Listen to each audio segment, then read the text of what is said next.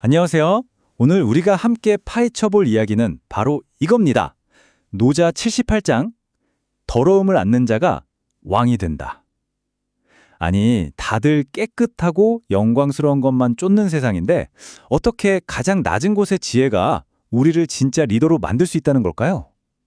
지금부터 그 비밀을 한번 살펴보겠습니다. 자, 모든 건 바로 이 한 문장에서 시작됩니다. 수국지구 시위사집주. 이게 무슨 말이냐면요. 나라의 더러움을 받아들이는 자, 그를 일컬어 사직의 주인이라 한다는 뜻이에요. 노자가 아주 단호하게 말하는 거죠. 나라의 온갖 때, 그러니까 비난, 실패, 치욕 같은 것들을 다 받아들이는 사람이야말로 진짜 주인이 될 수 있다는 겁니다. 어때요? 진짜 역설적이죠? 이게 바로 노자 철학의 심장이라고 할 수 있는 정언약반, 즉 바른 말은 꼭 반대로 들린다는 원리입니다. 그러니까요. 바로 이 질문, 이게 오늘 우리가 함께 풀어야 할 가장 큰 수수께끼입니다. 아니, 왜 영광을 차지하는 사람이 아니라 치욕을 감수하는 사람이 주인이 될까요? 왜 세상에서 가장 강한 사람이 아니라 가장 부드러운 존재가 모든 걸 이끌게 되는 걸까요? 이 엄청난 역설 속에 숨겨진 비밀, 지금부터 본격적으로 파헤쳐 보겠습니다. 사실 이건요, 무려 2500년이나 묵은 리더십에 관한 가장 아프면서도 가장 강력한 비밀이라고 할 수 있습니다. 노자는 이렇게 말하는 거예요. 왕이 되려면 왕관의 무게만 견디는 게 아니다.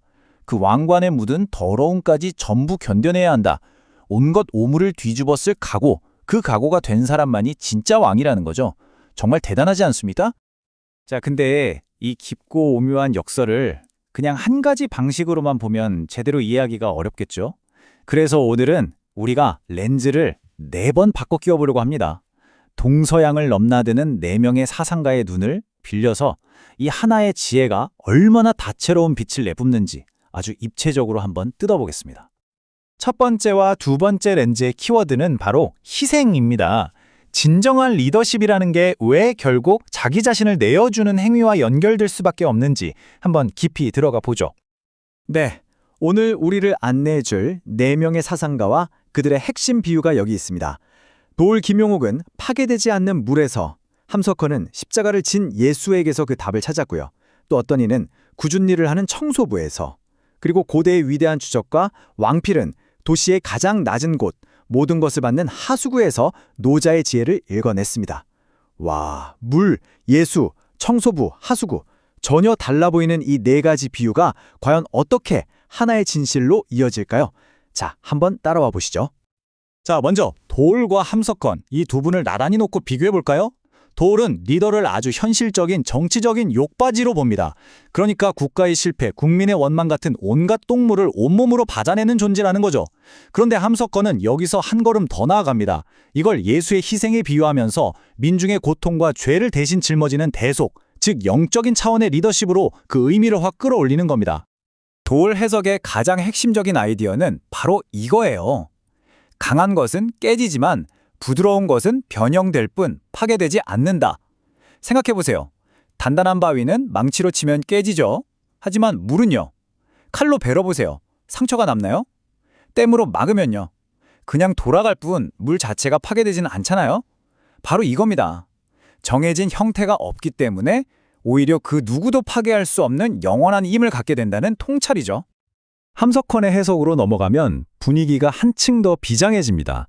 그는 이렇게 말해요. 나라에 큰 재앙이 닥쳤을 때 이리저리 남 탓하며 빠져나갈 궁리하는 사람이 아니라 딱 나서서 이 모든 것이 내 탓이오라고 외치며 모든 책임을 자기 어깨에 짊어지는 사람, 바로 그 사람이 진짜 왕이라는 겁니다. 책임을 피하는 권력자는 그냥 가짜일 뿐이라는 거죠. 자, 좋습니다.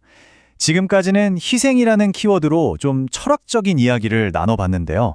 이제 렌즈를 바꿔서 훨씬 더 구체적이고 실천적인 영역으로 들어가 보겠습니다. 이 엄청난 지혜를 과연 우리 일상에서, 우리 조직에서 어떻게 써먹을 수 있을까요? 세 번째와 네 번째 렌즈는 정말 흥미로운 비유, 바로 청소부와 하수구입니다. 한번 생각해 보세요. 청소부는 눈에 보이는 더러움을 직접 치우는 사람이죠. 반면에 하수구는요, 보이지 않는 가장 낮은 곳에서 도시의 모든 오물을 묵묵히 받아내 정화하는 시스템 그 자체입니다.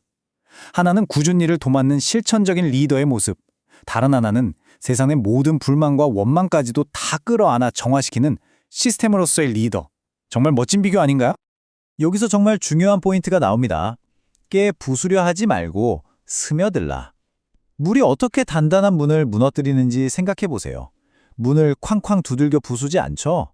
아주 작은 틈새로 조용히 끊임없이 스며들어서 결국 문 전체를 썩게 만듭니다. 이게 뭘 의미할까요? 강압적인 명령으로 사람을 굴복시키는 것보다 조용한 공감과 끈질긴 설득으로 마음속에 스며드는 것이 훨씬 더 강력한 영향력을 가진다는 겁니다. 핵심은 깨 부수는 힘이 아니라 스며드는 힘입니다. 왕필의 해석은 정말 뼈를 때립니다. 그가 묻습니다. 통치력이란 대체 무엇인가? 그리고 이렇게 답하죠. 그것은 치욕을 견디는 인내심의 크기다. 와, 이 말은 결국 리더의 그릇, 그 크기는 얼마나 많은 비난과 모욕을 담아낼 수 있느냐로 결정된다는 뜻이에요. 칭찬과 환호만 받으려고 하는 사람은 리더가 아닙니다. 그건 그냥 아이돌이죠.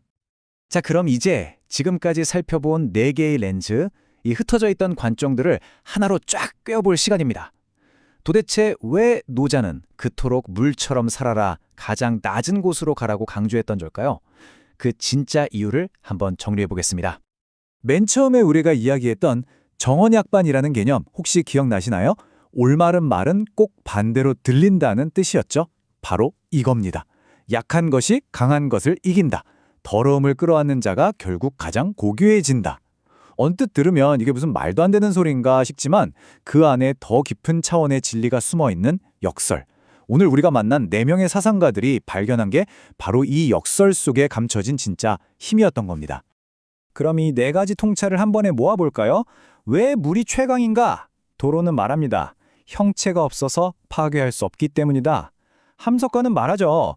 모든 생명을 살리는 어머니의 속성이 있기 때문이다. 현대적 해석은 어디든 스며드는 침투력을, 왕필은 만물을 포용하는 낮은 마음을 이유로 꼽습니다. 이 모든 걸 종합한 결론은 뭘까요? 바로 이겁니다. 물은 누구와도 싸우지 않기에 애초에 질 일이 없고 항상 가장 낮은 곳으로만 흐르기에 결국 모든 강물을 품는 거대한 바다가 된다.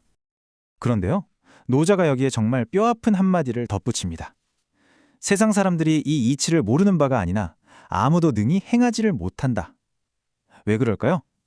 지금 이 이야기를 들으면서 맞아, 맞는 말이야 라고 고개는 끄덕이는데 왜 막상 우리 삶에서는 실천이 안 될까요? 정답은 하나입니다. 바로 우리의 자존심, 즉 에고 때문이죠. 남들한테 약하게 보이기 싫고 괜히 손해보는 것 같고 굳이 더러운 걸 내가 왜 만져야 하나 싶은 바로 그 마음. 그게 바로 우리를 가로막는 가장 거대한 벽인 겁니다. 그렇다면 이제 어떻게 해야 할까요? 이 위대한 지혜를 그냥 좋은 말로 머릿속에만 담아둘 순 없잖아요. 이제 이걸 우리 삶으로 직접 가져와서 실천해 볼 시간입니다. 오늘 당장 여러분의 삶을 바꿀 수도 있는 아주 구체적인 행동 지침으로 넘어가 보겠습니다. 자, 오늘 여러분께 드리는 실천 과제입니다. 이름하여 욕바지 되어보기 3단계. 그렇게 거창한 건 아니고요. 딱 3가지만 시도해 보는 겁니다.